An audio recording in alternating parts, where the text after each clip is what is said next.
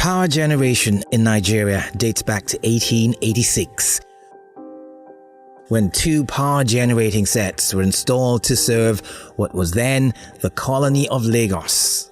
Ever since, successive governments have tried to solve the epileptic power situation in Nigeria. In 2015, President Muhammadu Buhari's administration created the Federal Ministry of Power, Works and Housing (PWH) to build the backbone of our nation's development.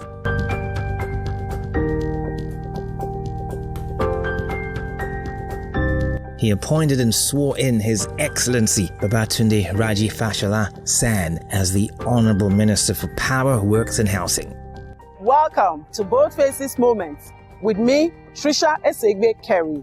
This is the Federal Ministry of Power, Works and Housing headquarters right here in Abuja, Nigeria. Under the leadership of His Excellency Babatunde Raji Fashola SAN, we are here to capture the realities of his ministry's activities as he strives to build the backbone for our nation's development. For the benefit of the common man on the street and Nigerians in general, Boldfaces intends to simplify what appears to have become a very complex issue about power generation, works, and housing. Stick around as we drive through the realities of the Ministry of Power operations, covering power generation, distribution, transmission, and other significant interests. The mandate of the Power, Works and Housing Ministry is primarily to formulate and implement the policies of the federal government of Nigeria.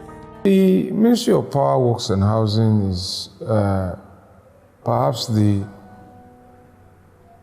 bigger half of the infrastructure ministry, if you like, of government.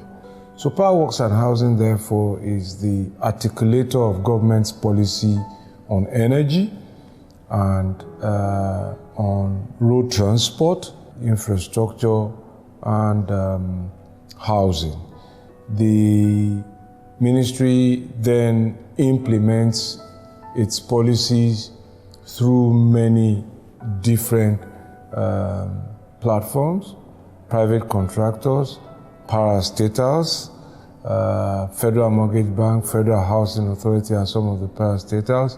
And then we have 3 ministers, myself and 2 ministers of state, Mustafa Baba Shehuri and Suleiman Hassan Zama. The Federal Ministry of Power is to provide the nation with adequate and reliable power supply by implementing generation, transmission, and distribution projects nationwide, and facilitate the emergence of the private sector to lead a competitive and efficient electric power industry. Well, I think that it is important to have clarity in whatever you want to do. I insist that there must be clarity in what we want to do. I insist also that you must define success, otherwise you will not know it when you encounter it. For the 3 sectors, there were clear roadmaps. So for power, our roadmap was incremental, steady, and uninterrupted power. And that makes sense to us. If the country and the citizens say that there's not enough power, what do you do if you want something more? You increase the supply. So that's incremental power. Incremental power comes by fixing what exists, optimizing what is not working, replacing and repair, getting more, increasing the stock of fuel from gas. So many things that we're doing at the same time. We hope to get to stable power. That is when we will have improved access and redundancy so that we can maintain and repair without disruptions. Uninterrupted power, of course, is when we achieve energy efficiency and conservation. In the 2005 power sector reform process, NEPA was unbundled and renamed Power Holding Company of Nigeria, PHCN. And the Electric Power Sector Reform EPSR Act was signed into law, enabling private companies to participate in electricity generation and distribution. The reform is a change from government ownership of generation, transmission, metering, and distribution over 60 years to a government regulated but private sector driven generation, distribution, and now metering. So the only thing that government really now controls is transmission. Now, if you've done something for 60 years and you change it in 2013, and this year it will be 5 years, it is not likely that you will see all of the results that you expect. But is it working? This must be fact-based and evidence-based. Over the last 3 years, President Muhammadu Buhari has entrusted Babatunde Raji Fashola to carry on the mandate of change into the streets of Nigeria and to transform the country in the same way he helped transform Lagos, the commercial capital. This is a new dawn for order and methods in the process of solving the power problem in Nigeria. We are expecting more energy this year. 1,000 plus megawatts is coming on stream this year in 2018. We are expecting that the distribution system will also expand. So the evidence suggests to an improved quality of service. And this is perhaps, as some have said, the first time, as far as they can remember, that there was this sustained level of supply in the dry season over the last quarter of 2017 and through the first quarter of 2018. And if you look in the results of the National Bureau of Statistics for quarter 2, quarter 3, quarter 4 of 2017, it points to growth in the electricity sector. The government unbundled PHCN into 11 electricity distribution companies, DISCOs, 6 generating companies, GENCOs, and a transmission company, TCN. The act also created the Nigerian Electricity Regulatory Commission, NERC, as an independent regulator for the sector. Generation, produce energy, that's what the GENCOs do. Distribute, they are the last mile. So if you look at, the analogy is not perfect, and the transmission company transports the energy. So imagine a company that makes biscuits or that makes bottled water. That's like the GENCO, they produce the energy. Imagine the transporter that transports the biscuit or the water. That's transmission company. They use those tall 330, 132 and 33 kV lines that we see. We locally call them the high tension wires in Nigeria. So that's what the people know them by. That's the transmission system. They are like the drivers for the biscuit company to take it to the distributor who retails it in the market, which is what the distribution companies do. It's the distribution companies that take the power from Embed, who buys in bulk, and then begin to sell it one by one. Just like a distributor will put biscuit on the street, having collected it from the factory, through a transporter who deliver it, and then you can buy one packet at a time. That's as simple, really, as it should be. But of course, there are all sorts of technical issues, metering, measurement, losses, and so on and so forth, settlement of accounts in between all of that. On energy production and supply, the ministry has developed a 20-year transmission expansion master plan by Fitchner to address the metering situation and the distribution journey to increase electricity and aim to achieve steady power and ultimately deliver uninterrupted power supply. There is no state of the country where we are not involved in one form or the other in trying to get power supply improvement. So whether it's in Benin Disco, covering Edo, Delta, Ondo, or Ikeja Disco, or Jos Disco, or Kano Disco, or Yola Disco, or Abuja Disco, we're busy doing something somewhere relating to energy supply. The objective of the Transmission Expansion Master Plan is to complement the transmission, rehabilitation, and expansion program of the power sector by establishing the long-term generation and transmission plans that meet the forecast national electricity demand at the lowest economic cost. This is a new dawn for order and methods in the process of solving the power problem in Nigeria. Well, that is one of the first things we did in our journey towards incremental power. We wanted to define where we can get the most efficient type of power. Of course, we all know that gas is what we use most in the Niger Delta, but there's a lot of solar power in the northeast and northwest. So we needed to catch that by definition, and in the north central. There's a lot of water bodies that can support hydro dam and hydroelectricity in the northeast of Nigeria and the north central. So places like Taraba, Benue, Kogi, Niger are places we have identified as the hydro prolific areas. That does not mean others don't have that capacity, but it exists more in these areas. In areas like Enugu, for example, and in the north central areas like Kogi and Benue are the areas we have identified for our proficiency in coal. So that's what in the energy mix to guide investors about what type of power they should seek to develop, or what kind of energy source exists in what part of the country in order to get more proficiency.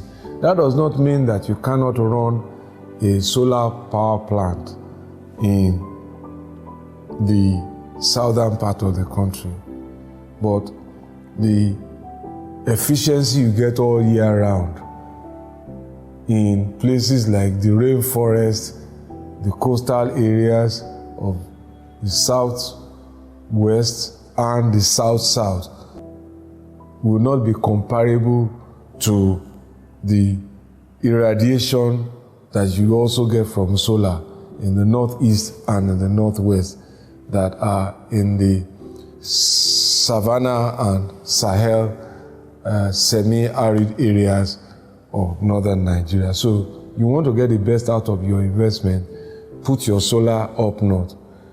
If you put a gas plant in the northern part of the country where there is no gas, it means that you may have extra costs or extra inconvenience of getting gas to the power in the same way. So that's just it. We are trying to energize markets, places like Area market where there are 31,000 shop owners. We want to provide cleaner, reliable energy for them this year. And work is underway there with the collaboration with the state governor. We're also in Kano, in the Sabon Gari market, trying to provide electricity for, I think it's 12,000 shops that are in that market. That has started. Some have been electrified. We are building roads, housing. So we're busy. We're in every state.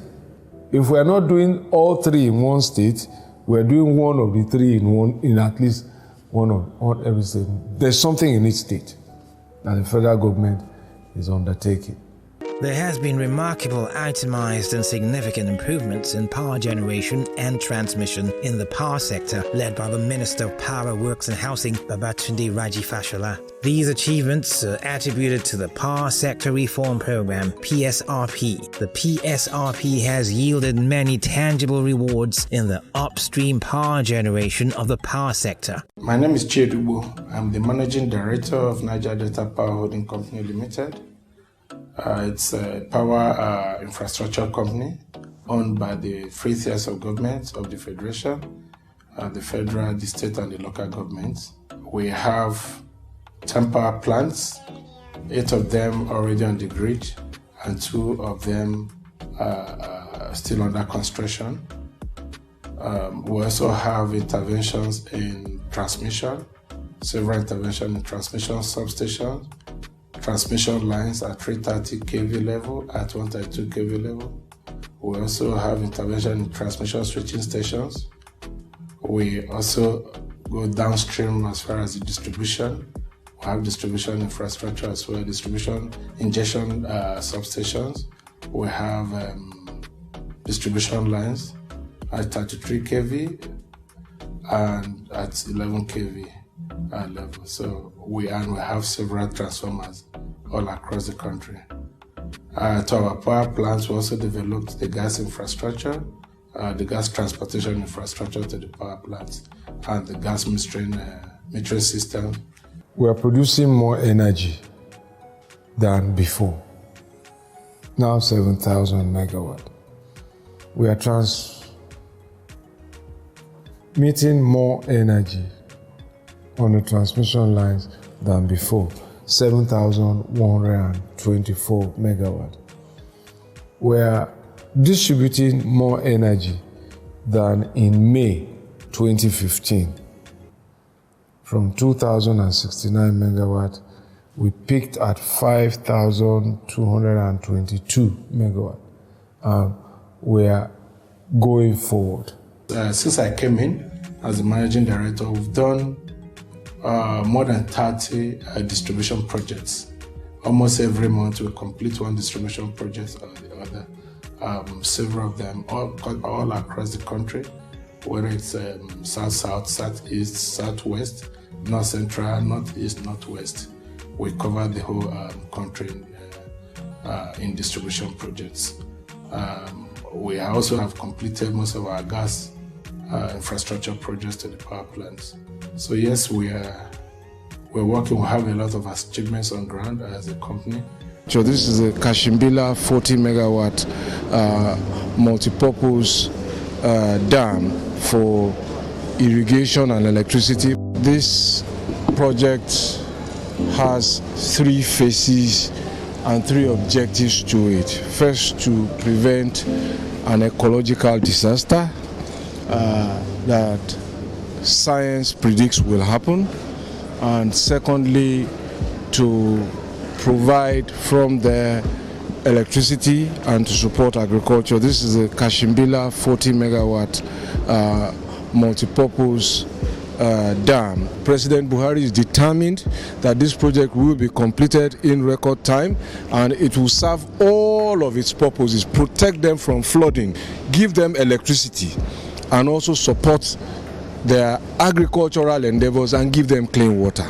In latest by 2018, this project would have achieved all of its objectives: protection, energy, agri and water supply. Since assumption of office, power generation grew from 3,000 megawatts in 2015 to 7,000 megawatts in 2017, and power distribution, which was around 2,690 megawatts in 2015, is now averaging 5,000 megawatts in 2017. This is very good too in Jaukuta, so in Kogi State. So they're coming to assess what the problem here is. Everything is fine here except gas.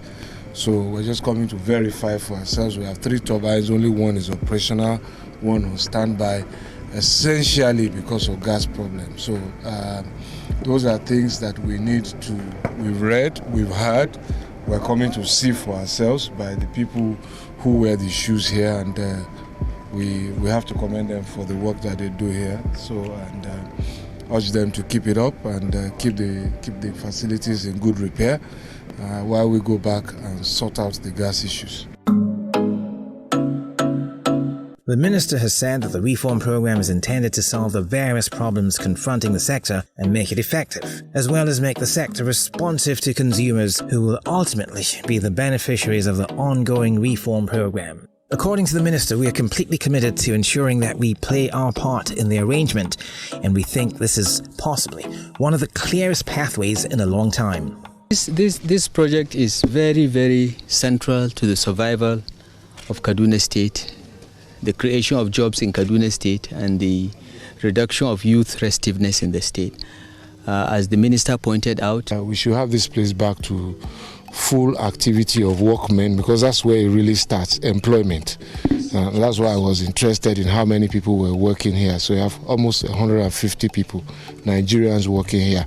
And so as long as we're doing these kind of things, people can get up every morning and say we are going to work with their dignity intact, not begging for money, not begging relations to pay school fees and those kind of things. So that is the first thing. Once upon a time, Kaduna had the largest concentration of textiles in Nigeria, employing over 35,000 people and catering for nearly 500,000 families.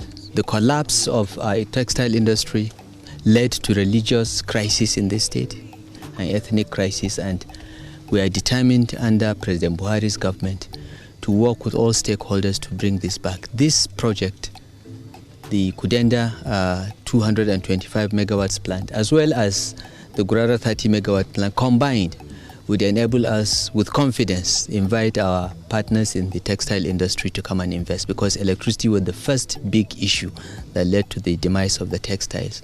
Ultimately, when the power comes, as you heard from the governor, we can then put the platform back to power the textile industries. This place used to be a home of textiles and therefore a home of employment. So that's what needs to be done now, to go back and finish our paperwork, get approvals, comply with procurement, and release money for them to continue their work.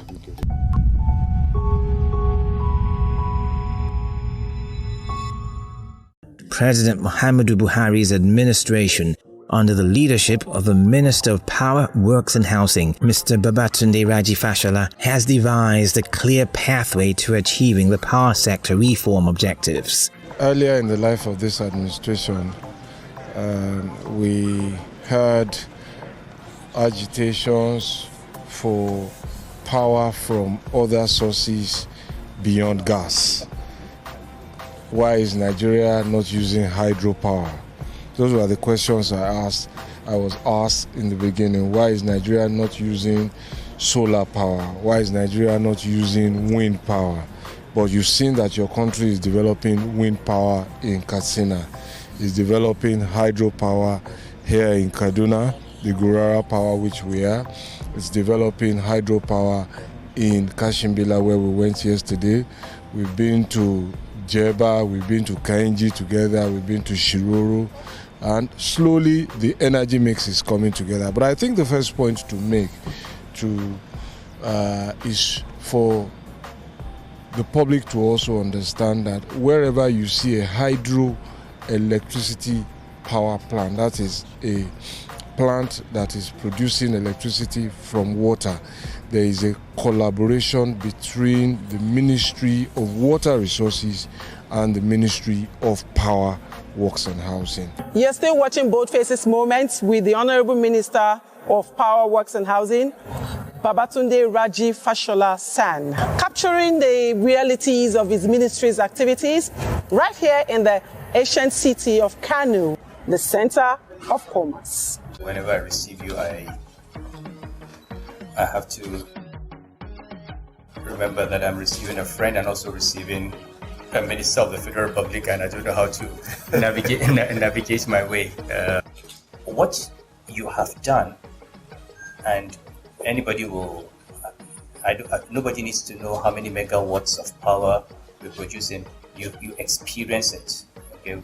We know the number of hours we used to be in darkness and the number of hours that they experience in Kano. Most people will tell you they get electricity for 16, 17, 18 hours on the average since you moved in, which is frankly significant progress. And if we as households are experiencing it, I'm hoping that translates also into more factories, reducing their cost of production, being able to produce. We are at the prestigious Bristol Palace Hotel, the venue for the Ministry of Power, Works and Housing and its parastatals, as well as its agencies' retreat, which is themed Planning for Teamwork Delivery. But I'd like to readdress our mind to why we are public servants and why we work in government instead of in the private sector.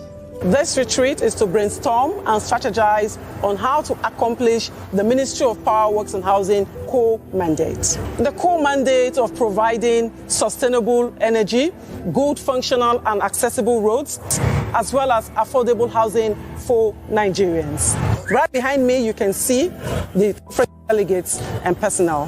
When you compare the public and private sector, oftentimes there is a temptation to think that only the private sector wants to make profits. No. In fact, the public sector seeks profit. And it actually can make profit. In the private sector, the profit is income, dividends to shareholders, and so on and so on. The profit of the public sector is the welfare and the prosperity of the people. That is our profit. But the public doesn't know all this. But until we finish, it's not done.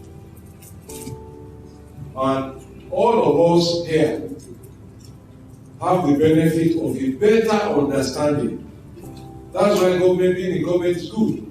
You know first. You know what is coming. That's why our rules are privileged. And whatever we do here is going to affect us as well. Because some of us have meters, some don't. We have relations, we have communities, we have churches, we have mosques where these issues are prevalent. So remember the evangelist work that we have to do. And if you understand it very well now, you can go and tell them to be patient, help is on the way, and there's a solution coming. Quite incisive, I would say. Hope we've been able to awaken your thoughts on the realities of the Ministry of Power, Works and Housing operations, and hope we've been able to enlighten you on the activities of the ministry in the last half an hour right here on Boldfaces. See you next week as the Ministry of Power, Works and Housing serialization continues with Works and Housing Ministry. Be good and stay safe. Remember, knowledge is power. My name is Tricia Eseigbe Kerry. Bye for now.